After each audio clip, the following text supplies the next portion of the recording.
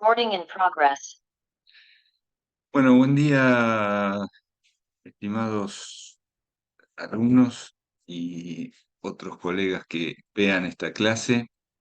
Les agradezco por participar y bueno, vamos a ver hoy un par de temas. El primero de ellos es interacciones medicamentosas bajo tratamiento antibiótico. El otro es el tema de resistencia, que es un tema realmente muy acuciante, pero que va en otro video.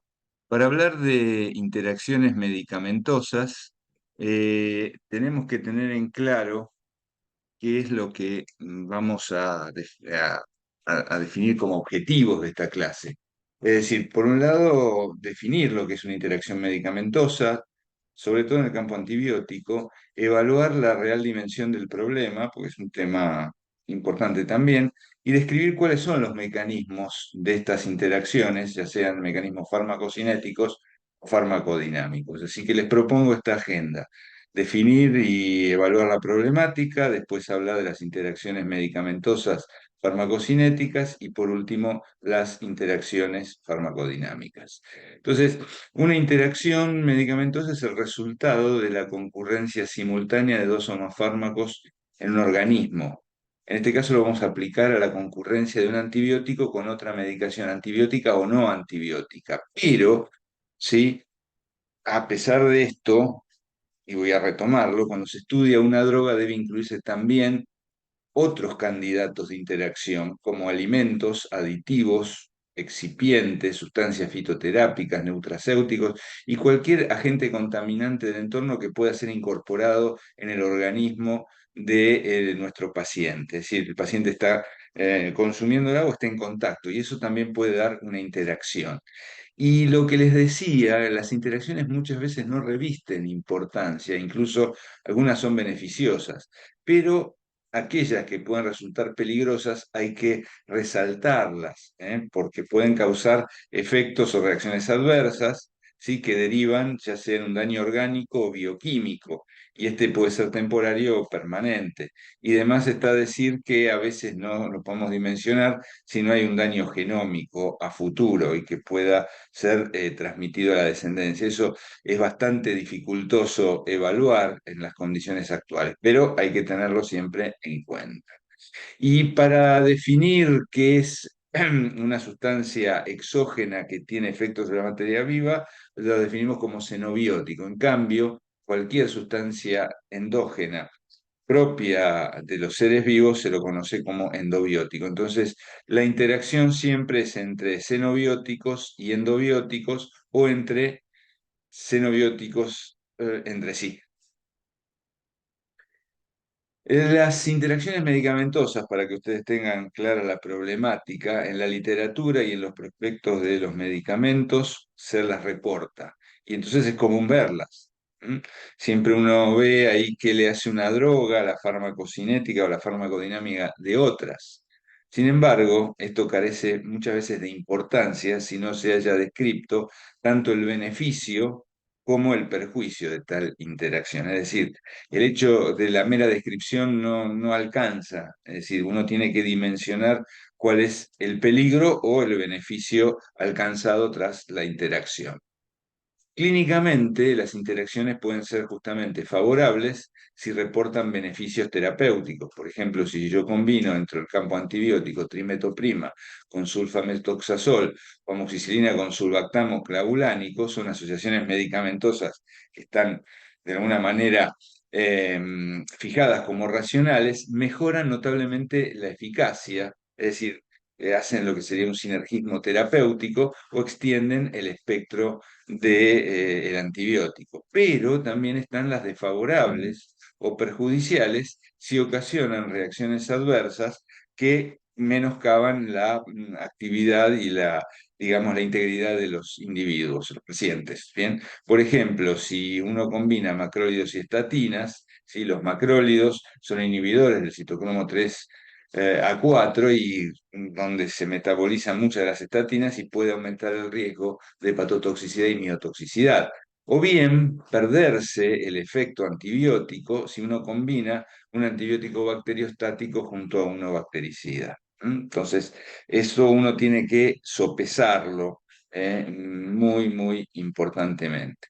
Ahora bien, dependiendo del potencial daño, las interacciones pueden subclasificarse en leves, si no tienen importancia, moderadas, si conllevan a un beneficio pero que supera el riesgo, es decir, uno sopesa si el efecto adverso ocasionado o la situación adversa ocasionada es, digamos, compensada por un beneficio superior, o severas en aquellas que conllevan un riesgo franco de discapacidad o muerte, entonces esas tienen que ser absolutamente evitadas. Ahí hay una contraindicación para ese uso concomitante.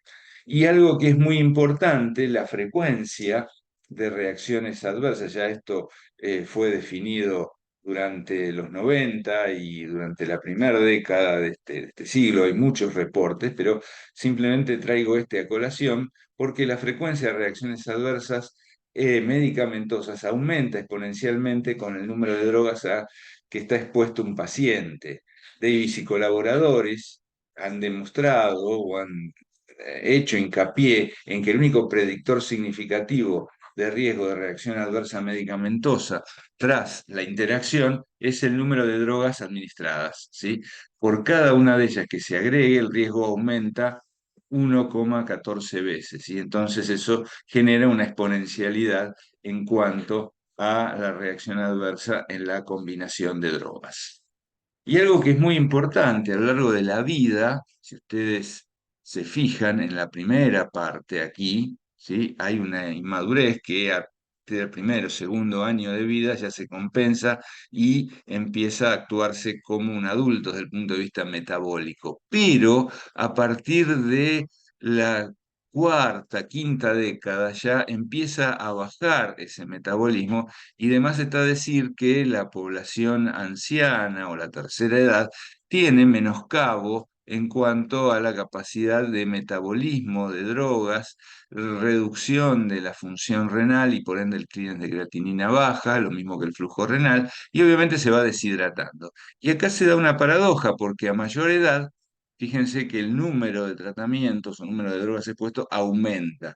Es decir, en la infancia y en la adolescencia, los tratamientos suelen ser estacionales o cortos. En cambio, a partir de la segunda, tercera década de la vida ya empiezan a ser prolongados e incluso crónicos. Entonces, si ustedes se fijan, hay mucho riesgo de interacciones, porque una persona en la quinta década que no está tomando un antihipertensivo o un hipolipemiante, que se sabe que protegen de las enfermedades cardiovasculares, principal riesgo de muerte, también antidiabéticos o antiinflamatorios no esteroides en forma un poco más crónica por tratamientos de artrosis, hormona tiroide. Entonces, de alguna manera es la paradoja que les digo, baja el metabolismo pero aumenta la exposición. Entonces, ¿cuáles serían las poblaciones vulnerables a cualquier interacción medicamentosa? En primer lugar, y por lejos, los ancianos y luego los polimedicados.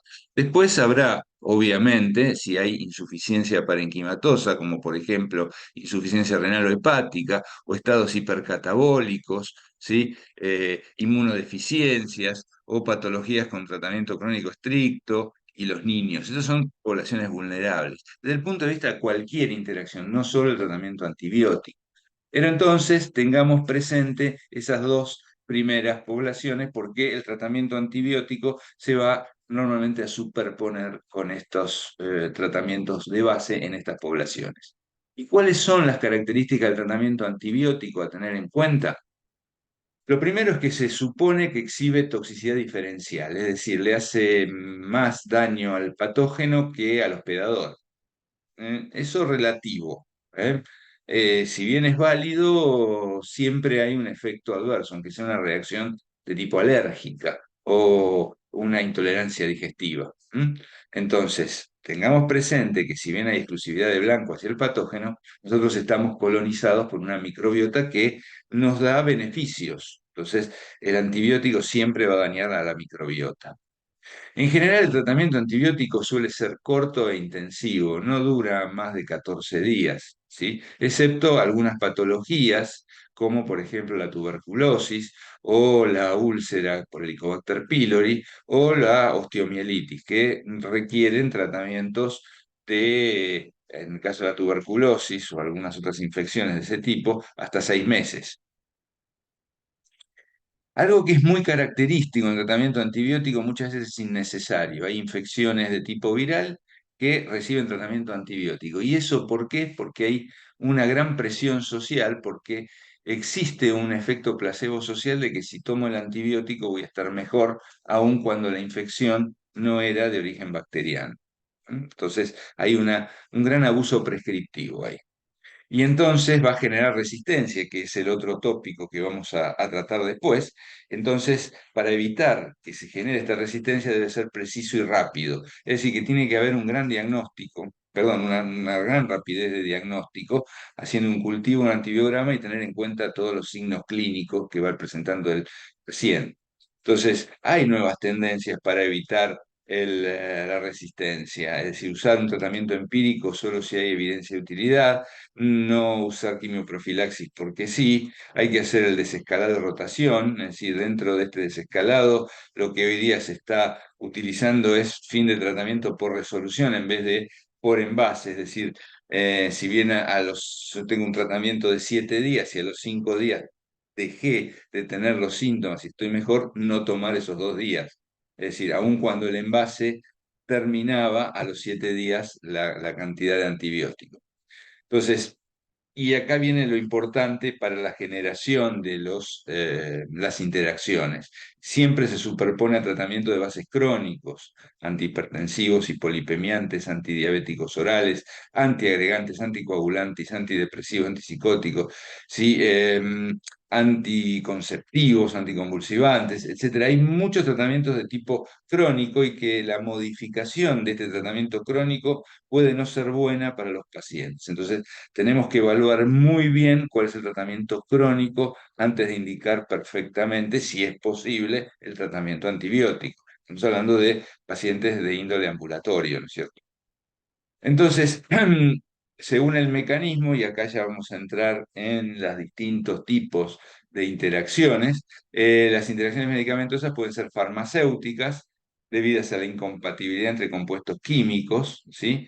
Tanto si aparecen mezclas inadecuadas, como en el proceso de administración. Por ejemplo, no se debe mezclar beta-lactámicos con aminoglucósidos en un mismo vial, que se inactivan químicamente. Ese es un claro ejemplo. No se deben exponer a la luz, por ejemplo, o una vez preparados, las suspensiones extemporáneas de antibióticos deben ser descartadas después de 7 a 10 días porque se inactivan. Es decir, eso hay que tenerlo bien, bien en cuenta. Las otras interacciones medicamentosas pueden ser farmacocinéticas debidas a la interferencia en el ADME. Básicamente los transportadores, las enzimas, la unión proteica, etcétera, y que van a ocasionar cambios en los niveles plasmáticos y en la exposición sistémica de las drogas que repercuten indirectamente en la efectividad. Es decir, acá lo primario es el cambio de concentración de droga a nivel plasmático o el tiempo de exposición, lo que se llama la exposición sistémica al antibiótico o a la otra droga interactuante. Es decir, no es directo sobre el efecto, sino que es a través de niveles mayores. En cambio, la farmacodinámica sí se deben a la interferencia a nivel de receptores o cascada de señalización, ya sea que produzcan un mecanismo de acción negativo llamado antagonismo, o bien un mecanismo de acción positivo llamado sinergismo, o bien la facilitación al interferir con los sistemas de determinación del efecto de una señal o droga. ¿Ya? Entonces, ya estos directamente ocasionan cambios en el accionar de las drogas. No aumentan o disminuyen los niveles, sino directamente van a lo que es el efecto de la droga en sí o de las drogas interactuantes en sí. Bueno, entonces, vamos a ver cuáles son las interacciones medicamentosas farmacocinéticas. Entonces, las interacciones farmacocinéticas van a producir modificaciones en el ADME, como dijimos antes. Entonces, si una droga está siendo administrada sistemáticamente, en el momento en que yo adicione una nueva, va a cambiar justamente la concentración plasmática para más o para menos, y entonces, si yo en un tratamiento tradicional de un fármaco A consigo introducirlo en la ventana terapéutica, es decir, las concentraciones plasmáticas están por encima de la concentración mínima efectiva y por debajo de la concentración mínima tóxica, en el momento en que yo adiciono la droga, o se van por arriba de la concentración mínima tóxica y aparece toxicidad, o bien se van por debajo de la concentración mínima efectiva y entonces tenemos pérdida del efecto del tratamiento. Entonces, ¿cómo se llega a digamos, a incrementar los niveles por inhibición, por ejemplo, de la glicoproteína P, inhibición de los sistemas de transporte, inhibición enzimática o desplazamiento proteico? En general, acá tienen más o menos cuál sería el grado de rapidez en cuanto a la modificación del nivel. La inhibición enzimática suele ser medio rápido también, es decir, como la inhibición de la glicoproteína P. Y por el contrario, por ejemplo, quelación o secuestro, si uno utiliza la vía oral, alteración del peristaltismo, la inducción enzimática, que es muy, muy lento, o disminución del ciclo enterohepático. En general, muchas de estas interacciones tienen que ver con la vía oral. Obvio es que esto va a modificar los niveles plasmáticos y la exposición sistémica, que es el área bajo la curva. Es decir, ¿ven? Acá tenemos una droga como en una única toma, para no molestar gráficamente, ¿sí? Tiene un área bajo la curva que implica la exposición sistémica. En cuanto damos una segunda droga, ¿sí? La droga Z, aumenta la cantidad total de droga Z en una alternativa, pero no cambia la vida media. ¿Ven? Por ejemplo, aumenta la Cmax y todo el área bajo la curva, pero la vida media se conserva. Esto es porque hay un incremento absortivo, por ejemplo, ya que Z influencia los procesos digestivos, por ejemplo, el peristaltismo, etcétera, que ahora después vamos a ver, y que de alguna manera aumentan el tiempo de residencia media para que se absorba más. A veces puede ocurrir que el agregado de Z aumenta la cantidad total de droga, pero también modifica la vida media de eliminación. Entonces ya esto se extiende un poco más en el tiempo. Por ejemplo, cuando hay una inhibición de la excreción renal por competencia de Z con D. Y finalmente, cuando hay una inhibición enzimática, lo característico es que no solo aumenta el área bajo la curva y el Cmax, sino que ya directamente la cinética de eliminación cambia de orden 1 a orden 0 porque hay saturación. Entonces aumenta la cantidad total de droga, se satura y la velocidad de eliminación es constante, y el ejemplo es la inhibición enzimática del catabolismo de D por Z. Entonces, en este último caso, la exposición sistémica es mucho mayor que en los dos casos anteriores. En general, ¿por qué hablamos de interacciones medicamentosas en el tubo digestivo? Porque esta es la vía más importante de administración de las drogas en un tratamiento crónico, ambulatorio, y el tratamiento antibiótico va a seguir esta misma vía si se administra en forma ambulatoria también. Es decir, en los medios hospitalarios hay otro recaudo porque se utilizan otro tipo de vías, pero vamos a comentar esto primero. Entonces, tengamos presente esa frase, que son muy importantes por el número y complejidad de los fenómenos que se ponen en juego acá, tanto fisiológicos, bioquímicos, como incluso farmacéuticos, es decir, si hay un comprimido, si hay una solución, etc. Entonces, hay que advertir a los pacientes sobre cómo y cuándo tomar la medicación y qué está permitido o no usar concomitantemente. Eso es muy, muy importante que lo recuerden.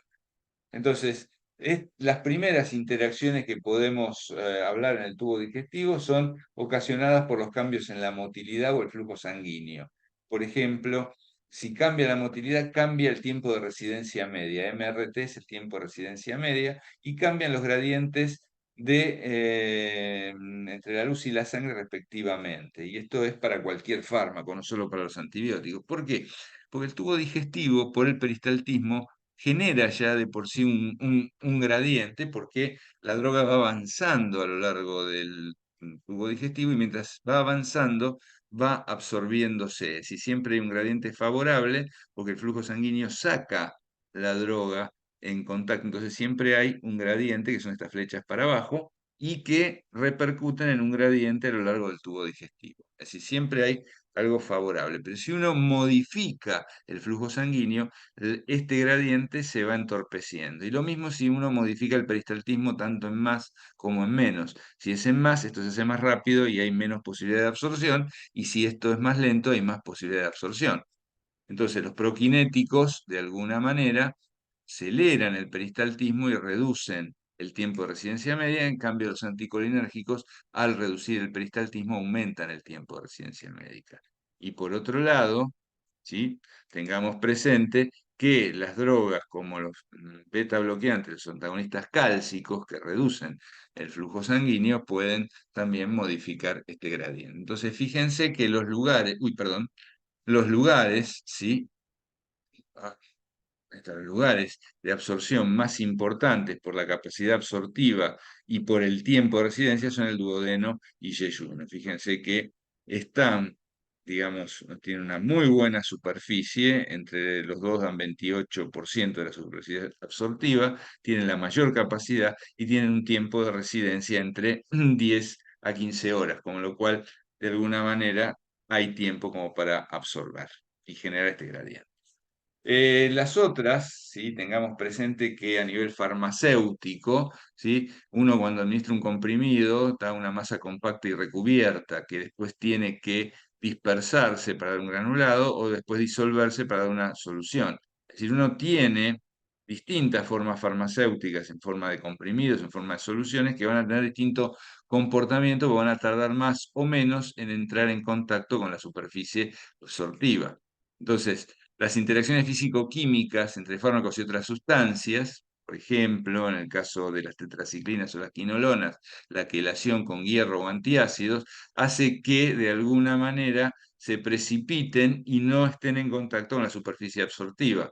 Entonces, al ser precipitadas, se arrastran. Lo mismo con fibras dietéticas. Por eso muchas veces el tratamiento antibiótico debe darse alejado de las comidas. O en otros casos, ¿sí? Si el antibiótico de alguna manera es muy liposoluble, además de darle tensioactivos artificiales, nosotros tenemos un tensioactivo natural que son las sales biliares. Entonces ahí vamos a administrarlos conjuntamente con la comida. Y entonces tengamos presente que en el caso inicial, este que está marcado aquí en rojo, no lo damos junto con las comidas. En cambio, cuando necesitamos que se disuelvan, como es el caso, por ejemplo, de la grisofulvina u otras drogas antibióticas liposolubles, necesitamos darla con la comida para los tensioactivos. Y algo que no está todavía dimensionado, pero que da interacciones por cambio de las secreciones o la flora gastrointestinal, es el eje que hay a nivel del tubo digestivo entre la microbiota, el sistema inmunológico, el sistema nervioso entérico y el sistema endocrino entérico. Todo esto dan un resultado que recién ahora estamos dimensionando, pero que van a modificar, obviamente, digamos, la respuesta al paciente, porque la microbiota se anula básicamente con el tratamiento antibiótico. Entonces, puede haber, por cambio de secreción, como les decía antes, menor absorción de azoles antifúngicos si se dan por inhibidores de la bomba de proteínas o antiácidos, porque reducen el pH y necesitamos que haya pH bajo. O aumentamos la absorción de grisofulvina por coleréticos porque son sustancias tensioactivas naturales. Pero cuando administramos antibióticos y alteramos la microbiota, podemos alterar el ciclo enterohepático de anticonceptivos orales, ¿sí? Y entonces perder el efecto anticonceptivo o aumentar la razón internacional normatizada o RIN, ¿sí? Porque bajo tratamiento de anticoagulantes orales con riesgo de hemorragia, porque los antibióticos de amplio espectro anulan la flora productora de vitamina K. Entonces, tenemos acá un lugar muy importante a seguir estudiando esto, porque es interesante. Y si uno habla de las interacciones ocasionadas por competencia o inhibición de procesos absortivos intestinales, tengamos presente que el agua y los iones normalmente utilizan un pasaje paracelular. En cambio, las moléculas simples, los iones, los oligopéptidos, utilizan sistemas de transportes, ¿sí? SLC, o bien canales, y los lípidos utilizan mecanismos de endocitosis mediada por receptor.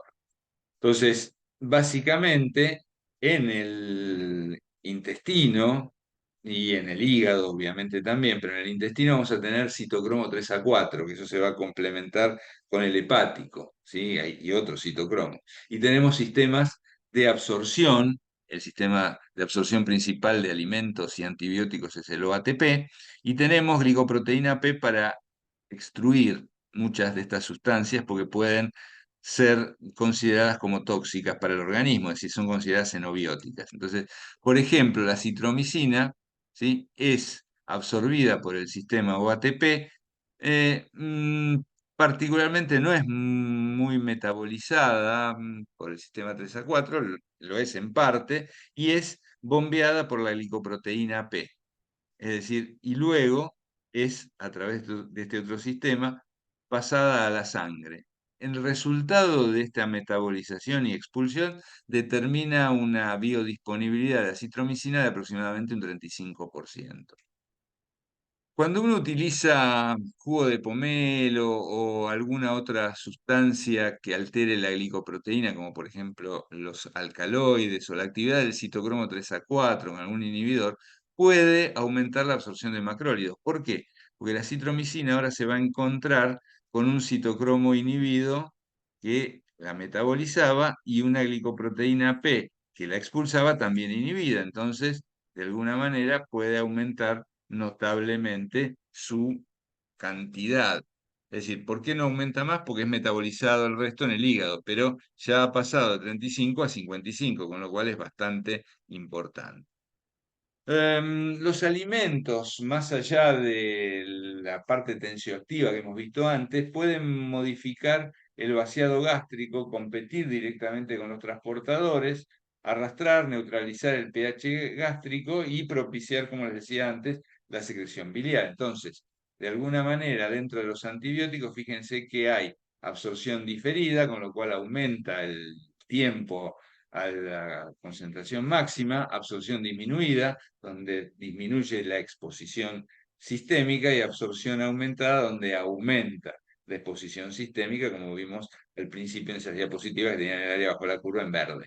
Entonces, fíjense, ahí están diferentes tipos de antibióticos. Y algo que hay que tener en cuenta es que muchas veces hay interacciones de tipo dual.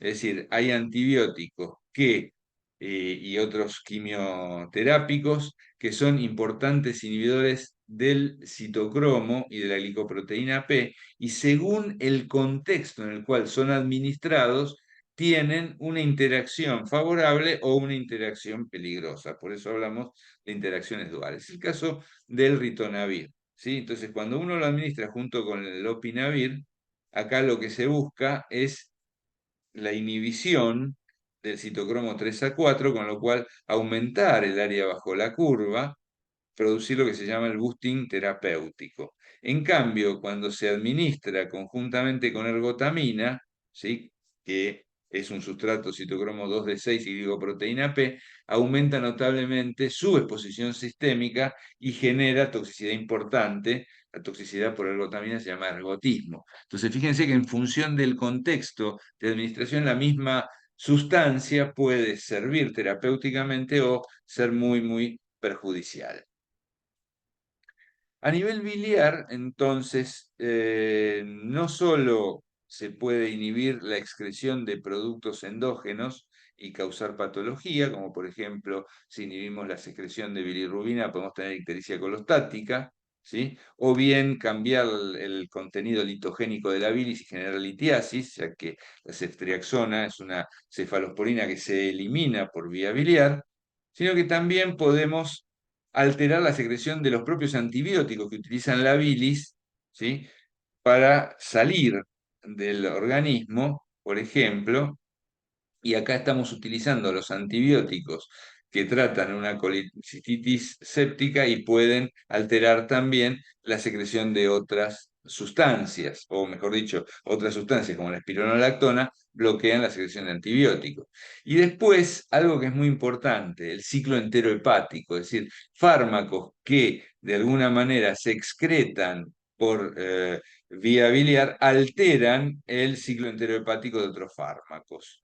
Por ejemplo, la disminución de la secreción de anticonceptivos orales por los macrólidos, eh, o, o además la interacción con la flora que los desconjuga. Entonces, esto es muy, muy importante, ¿sí? Fíjense también, los antagonistas cálcicos son inhibidores de las glicoproteínas P, por lo tanto, también pueden alterar en grado variable la secreción biliar de sustancias. Entonces, el ciclo enterohepático puede ser modificado en dos partes. En la primera, si se impide la secreción de la droga, entonces, que es el caso de la interacción macrólidos anticonceptivos, o por alteración de la flora. Y este también puede ser otro antibiótico, ¿no? Los macrólidos, ¿sí? Que impiden la capacidad desconjugante de la flora y también la reabsorción de los anticonceptivos orales. Y entonces acá se vuelve a perder la posibilidad de absorber y la droga se elimina por vía fecal. Bien. En la unión proteica, recordemos que no hay muchas drogas de estrecho margen terapéutico y alta unión. Hay dos importantes que son los anticonceptivos orales y los hipoglucemiantes orales. Estos se unen mucho a la albúmina y la fracción libre es muy importante en cuanto al efecto terapéutico y tóxico. Entonces, cuando se desplazan, la interacción sí puede ser severa.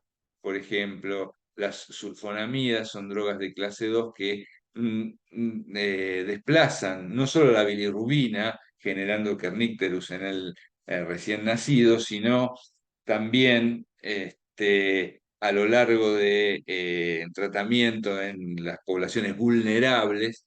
Por ejemplo, si un anciano está tomando anticonceptivos, perdón, anticoagulantes orales, puede aumentar la fracción libre y darle toxicidad. Es decir, aquí tenemos lo que ocurre. Es decir, esta droga desplazante lleva un incremento del tiempo de protrombina en los 3 días sucesivos importante, ¿sí?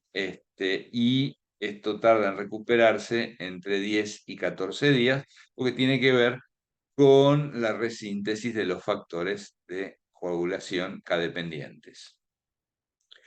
A nivel metabólico, tengamos presente que el objetivo del metabolismo es generar una droga que sea más hidrosoluble y de fácil excreción, pero que estos metabolitos pueden, la mayoría de los casos, ser inactivos, y ahí estamos bien.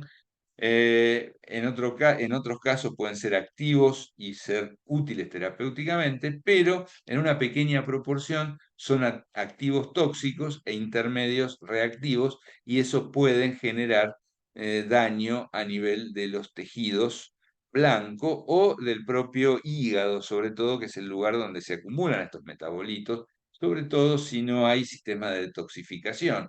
Porque para detoxificar, la fase 1 es la que genera por óxido reducción e hidrólisis, donde intervienen en su gran mayoría los citocromos, aunque hay otras enzimas como la flavin monoxidasas, deshidrogenasas, epoxidasas, etcétera, ¿sí? En este caso, hidrolasas, ¿sí? En este caso es donde se generan los metabolitos que pueden ser activos tóxicos o intermedios. Entonces, en la fase 2, con la conjugación, se determina la pérdida de esta toxicidad potencial y el aumento notable de la hidrosolubilidad.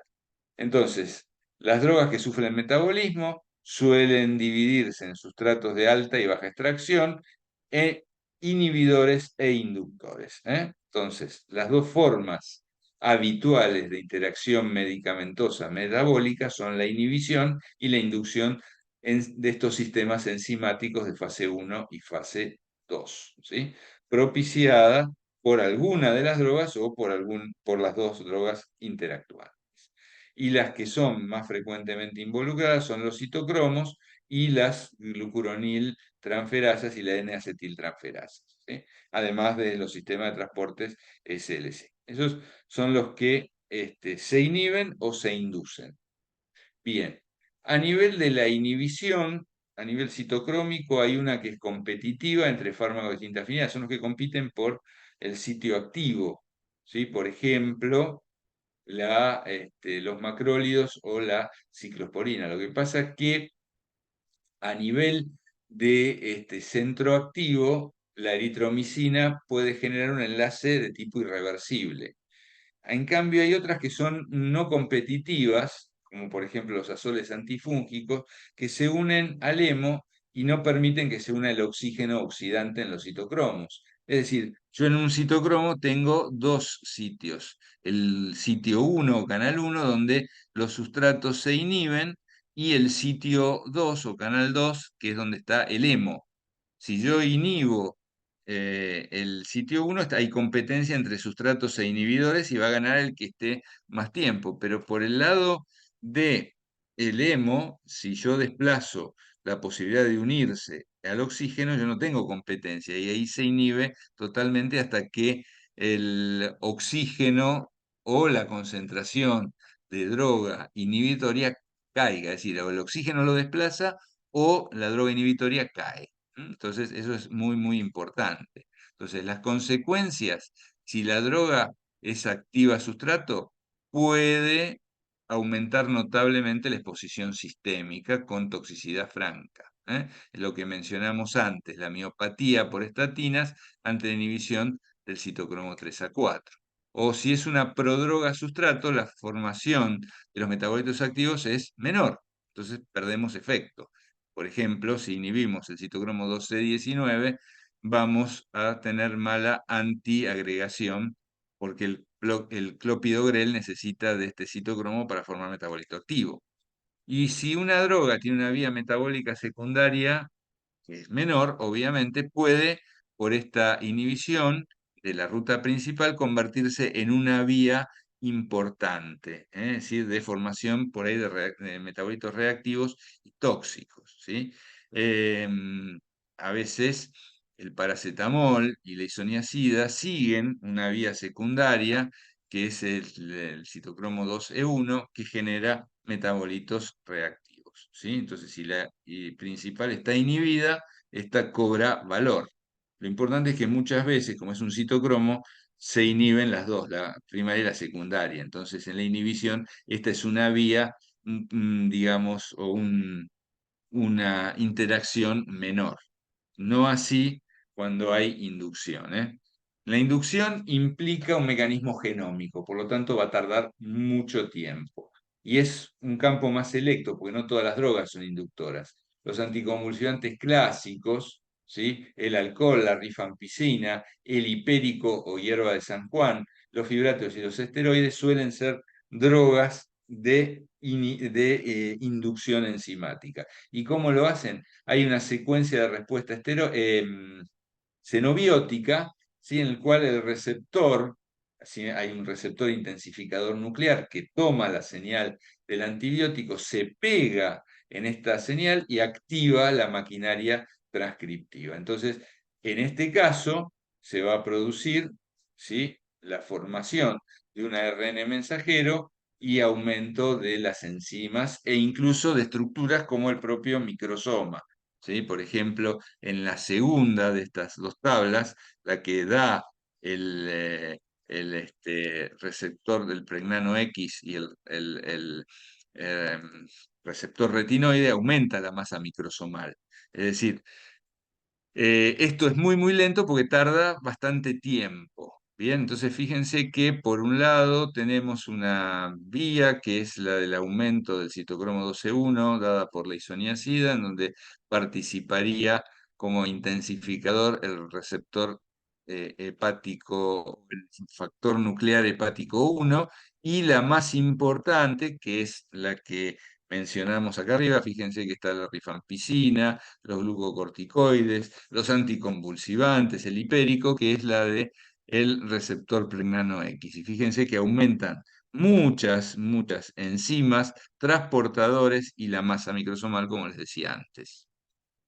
Las consecuencias, si la droga es activa y sustrato, aparece tolerancia farmacocinética porque se reduce la exposición sistémica, entonces hay menor intensidad y duración de efecto, entonces acá hay que reajustar la dosis. Y si hay si hay baja masa metabólica para esa droga, hay una pérdida total del efecto, porque aumenta notablemente el metabolismo. Si hay sustancias endógenas involucradas en este catabolismo, como por ejemplo la bilirrubina, la hormona tiroidea, las vitaminas A, D y folatos, hay hipovitaminosis, ¿sí? Y puede incluso ocasionar, si la mujer está embarazada, teratogenia. Si el metabolito es activo, hay mayor actividad e incluso toxicidad porque ahí hay un aumento en la exposición sistémica. Y la que sigue la vía secundaria casi cobra importancia porque esta sí se convierte en principal y puede dar lugar a los fenómenos derivados del metabolito reactivo, donde hay hepatotoxicidad franca por isoniazida y otros tuberculostáticos en combinación con rifampicina, que es el inductor. A nivel renal, para ir terminando esta parte, se observan básicamente a nivel de la filtración y a nivel de la secreción y reabsorción. Ambos eventos son primariamente físico-químicos y luego algunos de ellos sí son bioquímicos, sí van contra gradiente. A nivel glomerular, la ultrafiltración depende del trabajo cardíaco y el flujo sanguíneo local. Las drogas van a filtrar si están libres y si su peso molecular es menor a 5000. Bien, y obviamente hidrosoluble, porque tienen que estar libres. A nivel tubular, el movimiento global de agua y soluto se maneja por osmolaridad y gradiente a contracorriente.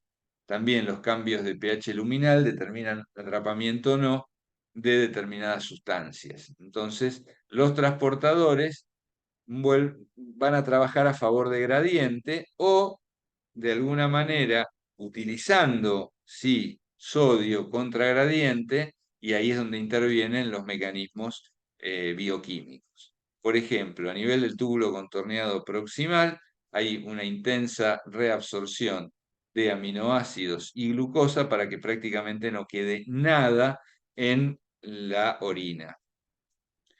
Después hay intercambio, hay reabsorción e intercambio de otras sustancias como el urato y de protones.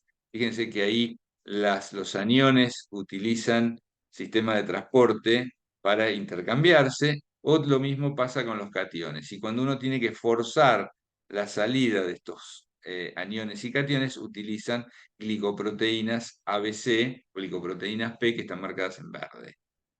¿Sí?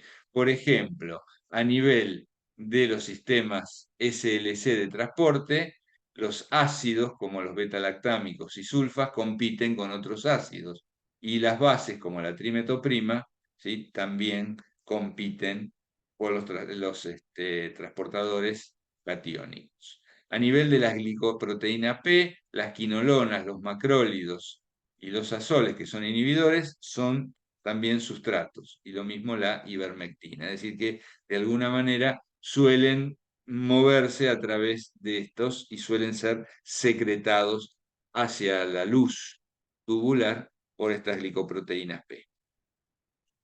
Entonces, las interacciones, todo lo que tiene que ver con el inotropismo negativo, el trabajo cardíaco negativo, ¿sí?, como antagonistas cálcicos y bloqueantes, o bien los positivos, van a modificar la filtración, ¿sí? Pueden aumentar, ¿sí?, o disminuir, en el caso de los agentes inotrópicos negativos, bueno, nos dice ahí, perjudicando o favoreciendo la filtración. Si además hay desplazamiento proteico, la fracción libre de droga aumenta, aumenta también la filtración, ¿sí? Entonces, tener presente que la regulación de la tasa de filtrado glomerular es afectada muchas veces por los beta bloqueantes, los antiinflamatorios no esteroides que inhiben a las protociclinas, y los fármacos antihipertensivos inhibidores del sistema renina-angiotensina-aldosterona. Luego, las interacciones medicamentosas luminales tienen que ver con el atrapamiento iónico, ya sea por alcalinización de orina, que aumenta la excreción de drogas ácidas, o la acidificación de orina, que aumenta la de las bases, ¿sí? Pero las más importantes tal vez sean las tubulares, donde en los sistemas de transportes catiónicos y aniónicos y en la glicoproteína P, ¿sí? Compiten para la excreción AINES con antibióticos, diuréticos, sulfas, ¿sí? Metotrexate, ácido piracinoico, ¿sí? Es decir, hay varias interacciones importantes a nivel tubular.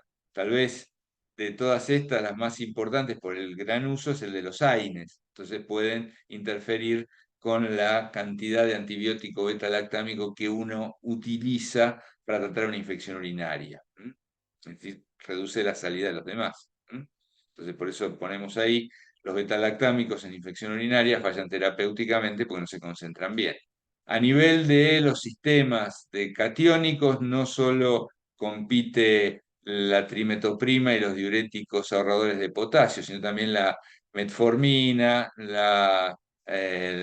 digamos, los antihistamínicos H2, como la nisatidina, ranitidina, ¿sí?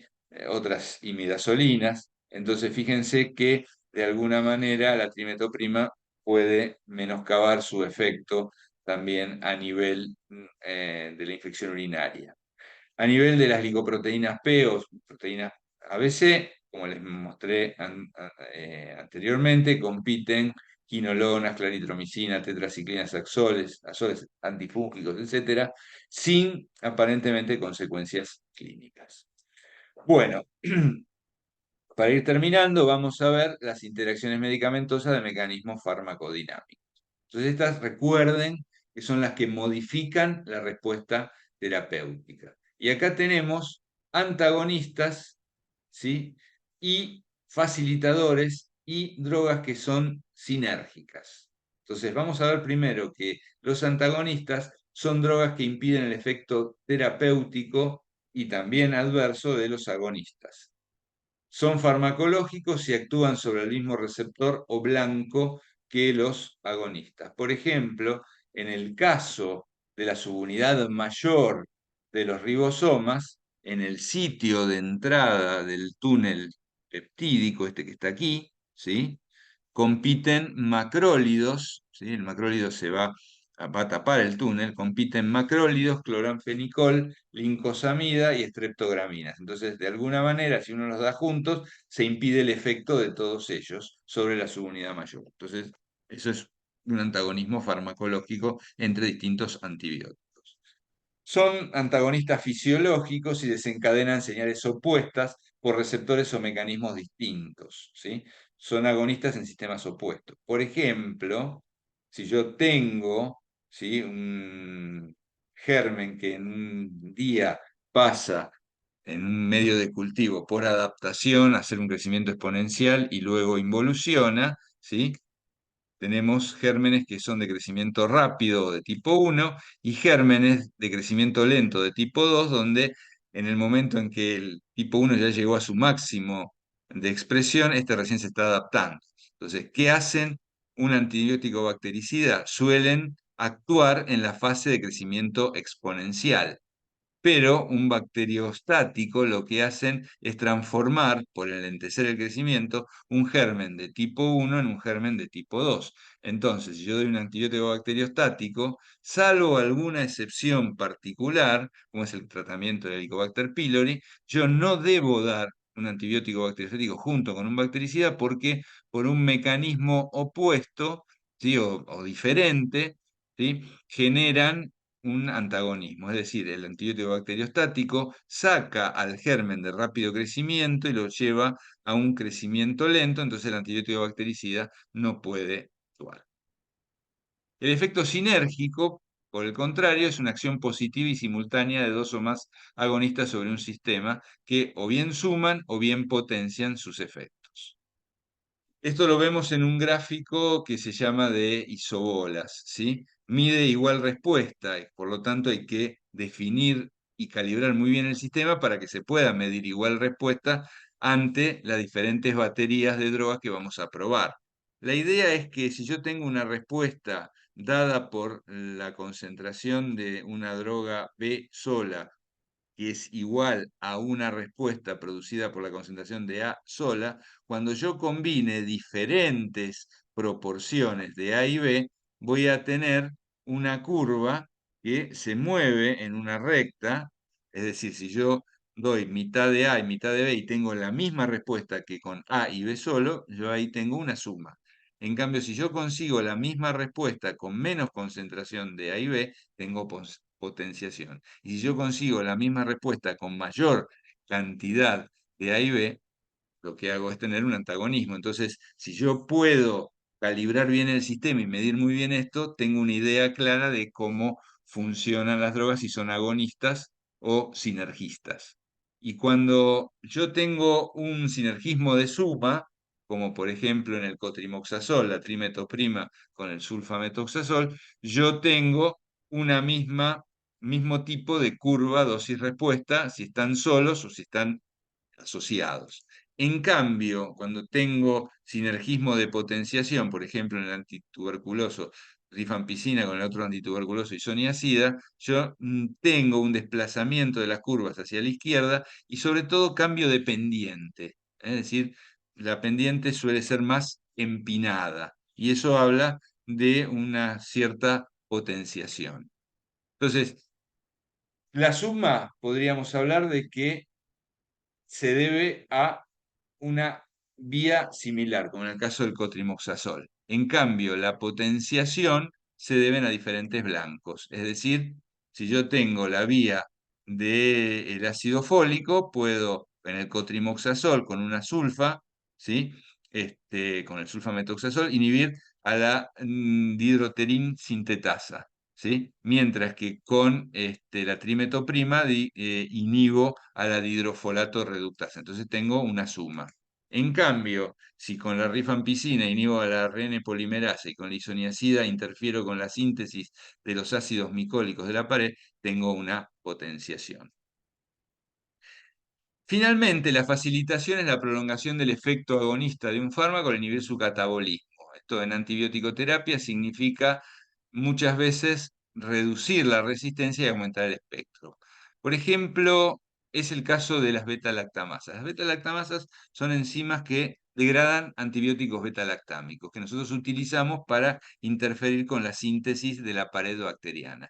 En general, los blancos de los beta-lactámicos se llaman PBPs o proteínas de unión a las penicilinas. Las PBPs, ¿sí? Han evolucionado, hay diferentes. Por ejemplo, hay una PBP1 que tiene un módulo transglicosilasa y un módulo transpeptidasa. Yo me voy a referir al módulo transpeptidasa porque es el inhibible por el beta-lactámico. Pero si ustedes se fijan, de una PBP primitiva han evolucionado no solo PBPs, ¿sí? Que actúan en la síntesis de la pared, sino enzimas de protección como las beta-lactamasas, tanto de clase A como de clase B, y también acá tenemos la de clase D. Pero fíjense que las de clase A y B son las que se llaman beta-lactamasas de espectro amplio o extendido, es decir, que degradan muchos antibióticos beta-lactámicos y muchas veces son huesos duros de roer en cuanto a la resistencia. Las BLE o beta-lactamasas de espectro extendido pueden ser una causa de salud pública, es decir, una causa de problemas de salud pública muy, muy importante. Pero volviendo a la facilitación, acá tenemos cómo el módulo transpeptidasa hace el enlace peptídico, porque fíjense que en los enlaces, este enlace peptídico cruzado, es fundamental para la maduración de la pared bacteriana, el peptidoglicano. Entonces, fíjense cómo entran por arriba y por abajo. ¿Qué hace el beta-lactámico? El beta-lactámico es un falso sustrato, engaña a la PBP. Entonces, la beta-lactamasa, que ha evolucionado de las PBP, es bastante similar en cuanto a mecanismo de acción, salvo que tiene el acceso superior bloqueado. Entonces, el muropéptido no entra completamente y entonces no sirve para sintetizar, pero sí suele tomar a los beta-lactámicos e hidrolizarlos. Es decir, en vez de formar un enlace irreversible, lo que hace es hidrolizarlo. Entonces genera resistencia. ¿Qué utilizamos muchas veces? Inhibidores de la beta-lactamasa que pueden generarle el enlace irreversible e impedir la hidrólisis del enlace del beta-lactámico para que pueda actuar contra las PBP. Bueno, para concluir, hemos repasado algunos aspectos básicos y clínicos de las interacciones medicamentosas con antibióticos. Esto requiere una práctica, un ejercicio sistemático, porque el conocimiento es fundamental para la práctica médica. Esto no debe ser desdeñado, hay que hacer una práctica, una lectura para tener en claro las interacciones medicamentosas. ¿Sí? Algunas interacciones medicamentosas son de mera descripción y otras son de verdadero cuidado e importancia y tenemos que darnos cuenta.